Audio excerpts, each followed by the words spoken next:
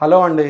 అంటే చాలామంది ఈ మధ్య ఓపీడీలో వచ్చే వర్షాకాలం వింటర్ సీజన్స్ వస్తున్నాయి గదండీ!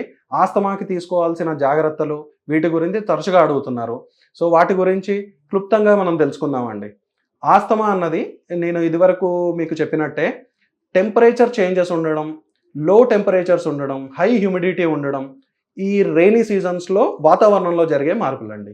వీటి వల్ల ఏంటంటే వైరస్ పాపులేషన్ ఎక్కువగా పెరగడం, బ్యాక్టీరియల్ పాపులేషన్స్ పెరగడం వల్ల తరచుగా లంగ్ ఇన్ఫెక్షన్స్ బారిన పడుతూ ఉంటారండి. ఇందులో మోస్ట్ కామన్ పాపులేషన్స్‌లో అంటే దీర్ఘకాలికంగా ఉన్న వ్యాధుల్లో ఆస్తమా గానీ, సీఓపీడీ ఉన్న వాళ్ళల్లో గానీ, ఈ రెయినీ సీజన్‌లో ఏంటి అనంటే సహజంగానే బయట వాతావరణం నుంచి ఇన్ఫెక్షన్స్ చేసుకునే ఆస్కారం ఎక్కువుంటుందండి వీళ్ళు తీసుకునేది. సో, వీళ్ళు తీసుకోవాల్సిన జాగ్రత్తలేంటి అనంటే నిత్యం మాస్క్ వేసుకోవడం, వాతావరణంలో ఎక్కువ అలజడులు, ఎక్కువ మార్పులు ఉన్నప్పుడు బయట ప్రయాణాలు గానీ ఇలాంటివి చేసుకోకపోవడం.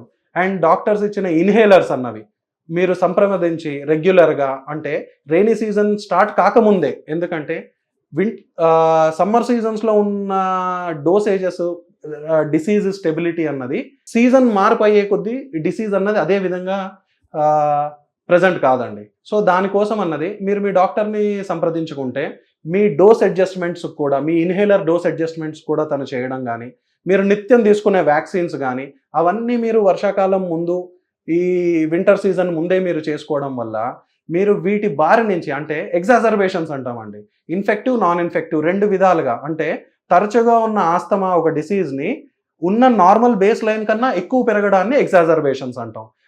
ఇలాంటి ఎగ్జాజర్బేషన్స్‌లో రిస్క్‌లోకెళ్ళకుండా ఉండడానికి చేయాల్సిన జాగ్రత్తలు రెగ్యులర్‌గా వ్యాక్సిన్ తీసుకోవడం, మీరు ప్రాపర్‌గా ఇన్‌హేలర్స్‌లో ఉన్న టెక్నిక్, దానిలో ఉన్న డోసెస్ అండ్ బయట వ్యాక్సిన్ రెగ్యులర్‌గా తీసుకోవడం అండ్ ప్రాపర్‌గా హైడ్రేషన్ ఉండడం అండ్ కాఫ్ హైజీన్ అంటామండి. అంటే ఒక డిసీజ్ ఇంకొకరికి రెస్పిరేటరీ డిసీజ్ పెరగడానికి దగ్గు అంటే డ్రాప్లెట్ ఇన్ఫెక్షన్స్ అన్నది మోస్ట్ కామన్ రీజన్‌గా సైట్ చేస్తామండి.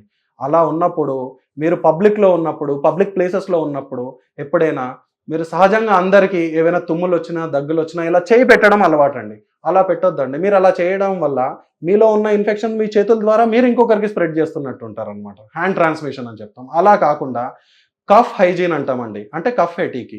మీ ద్వారా, మీరు దగ్గడం ద్వారా ఇంకొకరికి అంటకుండా ఉండాలి, ఇంకొకరికి సోకకుండా ఉండాలి అన్న దాన్ని కఫ్ హైజీన్ అంటామండి. అది చాలా సింపుల్ టెక్నిక్ అండి. ఏం లేదు మీరు ఎప్పుడైనా అయితే ఒక టిష్యూ పేపర్ మీరు చేతిలో పెట్టుకొని అందులో దగ్గడం గానీ, తుమ్మడం గానీ లేదా అవేవీ లేదు మీరు పబ్లిక్ ప్లేసెస్‌లో ఉన్నప్పుడు మీరు రెగ్యులర్‌గా మీ జస్ట్ ఎల్బోని ఇలా ఫ్లెక్స్ చేసి మీ ఎల్బోలో ఇలా చేయడం ద్వారా మీరు ఇంకొకరికి ఈ డిసీజ్‌ని వ్యాప్తి చేయకుండా కాపాడుతారండి. సో, ఈ మాత్రం జాగ్రత్తలు మీరు తీసుకుంటే మీ డిసీజ్ అన్నది స్టేబుల్‌గా ఉంటుందండి. Thank you. మరిన్ని వివరాలు ఏదైనా కావాలి, ఏదైనా సంప్రదించాలి అనుకుంటే మీరు నన్ను లెగసీ హాస్పిటల్‌లో మీరు కలవచ్చండి.